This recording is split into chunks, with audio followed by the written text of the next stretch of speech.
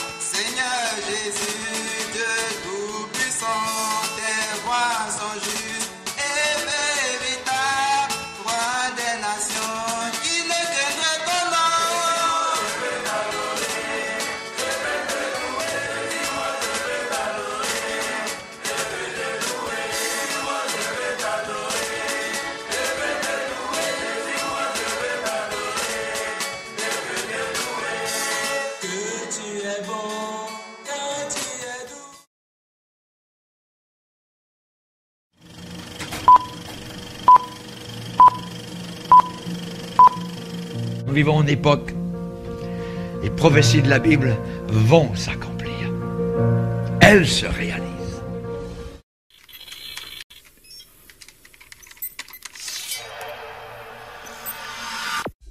Puisque l'approche scientifique ne permet pas de trancher la question, il faut se tourner vers d'autres indices pour trouver la réponse. Le premier signe est en rapport avec la Bible. Pour beaucoup de gens, ce best-seller mondial numéro 1 est juste un livre religieux parmi d'autres. Pourtant, ceux qui prennent la peine de le lire se rendent assez vite compte d'une caractéristique surprenante. Son unité, sa cohérence. Bien que sa rédaction ait demandé 1500 ans, elle nous dévoile un propos cohérent qui s'est construit progressivement au cours des siècles et qui apparaît au final comme un édifice impeccable, majestueux, et qui dépasse totalement ceux qui l'ont construit. Des premières pages au dernier mot, elle est centrée autour d'un même sujet, la connaissance de Dieu, le Messie et le plan du salut divin pour l'humanité.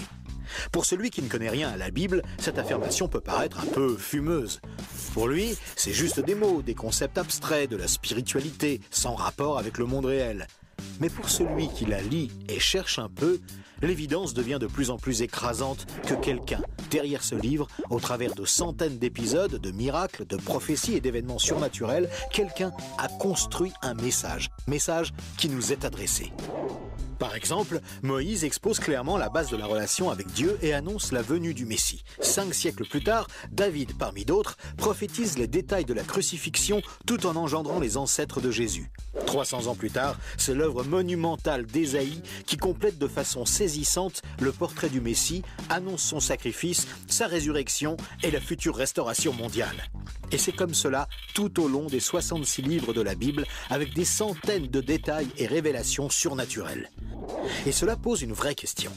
Comment cette quarantaine d'auteurs tellement différents, Moïse, David, Salomon, Ésaïe, Daniel ou Jésus, qui a accompli des dizaines de prophéties par le seul fait d'exister, comment peuvent-ils parler d'une seule voix et aborder chacun une facette du même message ?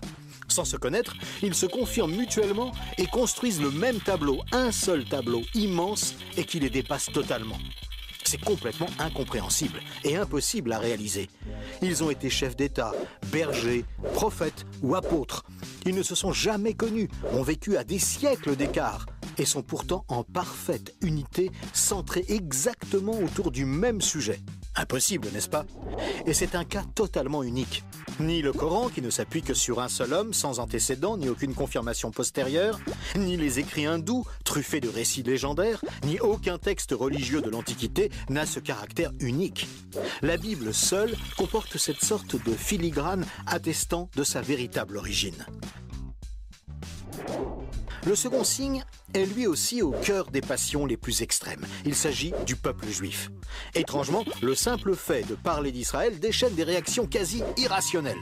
Certains veulent son extermination, alors que d'autres le voient comme le paradis sur terre. Mais si on veut bien rester calme et juste considérer les faits, l'histoire, il y a pourtant de quoi s'interroger sérieusement. Comment ce peuple, haï depuis toujours, déporté une première fois, puis revenu sur sa terre il y a 24 siècles, puis déporté à nouveau et dispersé dans le monde entier pendant 17 siècles, comment a-t-il pu survivre? Et comment est-il demeuré un peuple distinct? Aucun autre peuple n'a jamais connu une telle trajectoire, défiant toutes les lois historiques. Comment a-t-il pu reformer un État et même se remettre à parler son ancienne langue? Ça n'est jamais arrivé à aucun autre peuple. Il y a 25 siècles, le prophète Ésaïe posait une question étrange. Un pays peut-il naître en un jour? Ça ne s'est jamais produit, sauf pour la nation d'Israël, qui est née en un seul jour, le 15 mai 1948. Et cela, à peine 3 ans après la fin de la guerre et la solution finale mise sur pied par Hitler pour les exterminer. Et ce n'est pas tout. Le lendemain, Israël était attaqué par les armées de 4 pays arabes supérieurs en nombre et en armement, et il a pourtant gagné la guerre. Des soldats ont même raconté avoir assisté à des interventions surnaturelles. Étrange, non? Par la suite, malgré le rideau de fer, des milliers ont émigré de l'ex-URSS, accomplissant une antique prophétie qui mentionnait le retour des Juifs depuis le pays du Nord. Si on considère sa contribution à la science, les Juifs ont remporté 20% des prix Nobel, alors qu'ils ne sont que 0,2% de la population mondiale. Comment est-ce possible? 150 ans avant, ce n'était qu'un pays désolé, entièrement livré à la mauvaise herbe. Et aujourd'hui, on en parle comme d'un miracle d'agriculture. Ésaïe avait prédit que même le désert refleurirait. Et on trouve aujourd'hui des cultures jusque dans le Negev. Interrogé par le roi de Prusse, Frédéric II, qui lui demandait une preuve de l'existence de Dieu, son chapelain lui avait répondu « Les Juifs, sire, les Juifs ». Et d'où vient la première religion mondiale? De Jésus, un juif, dont l'enseignement, la mort et la résurrection continuent à impacter en profondeur la société humaine. Évidemment, ce peuple est loin d'être un modèle, et il a souvent sombré dans la corruption. Mais la Bible déclare que Dieu en a fait un signe parmi les nations. Qui pourrait dire le contraire? Pour terminer ce bref survol, une considération d'ordre moral. Encore un sujet tabou et pourtant... La Bible présente le bien et le mal comme des valeurs absolues, des valeurs extérieures à l'homme, qui les perçoit cependant par le moyen de sa conscience. Au contraire, la vision matérialiste de l'homme affirme que le bien et le mal sont des notions culturelles, relatives, résultant d'un long processus évolutif de l'être humain. Pourtant, tout le monde considère certaines valeurs morales comme supérieures à tout le reste. Par exemple, violer une petite fille, massacrer des bébés, commettre un génocide ou laisser quelqu'un mourir de faim sont considérés comme cruels et inacceptables. Même si certains tortionnaires ont affirmé qu'ils n'y voyaient rien d'immoral, nous pensons qu'ils n'avaient pas le droit de faire ça. Mais pourquoi le pensons-nous? Pourquoi pensons-nous que certains préceptes moraux sont supérieurs? D'où vient ce sentiment qu'il existe, en dehors de nous, des normes morales supérieures, des normes indépendantes de nous, puisque nous nous sentons nous-mêmes jugés par ces exigences morales. Étrange, non? Nous avons parfaitement conscience d'être imparfaits. Nous pensons que l'humanité est détraquée, mais par rapport à quoi?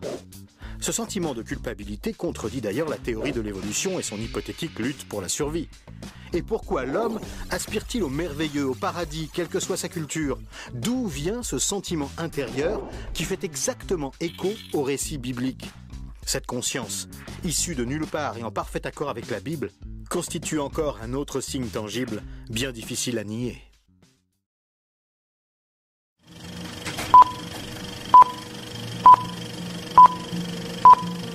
Nous vivons en époque, les prophéties de la Bible vont s'accomplir. Elles se réalisent.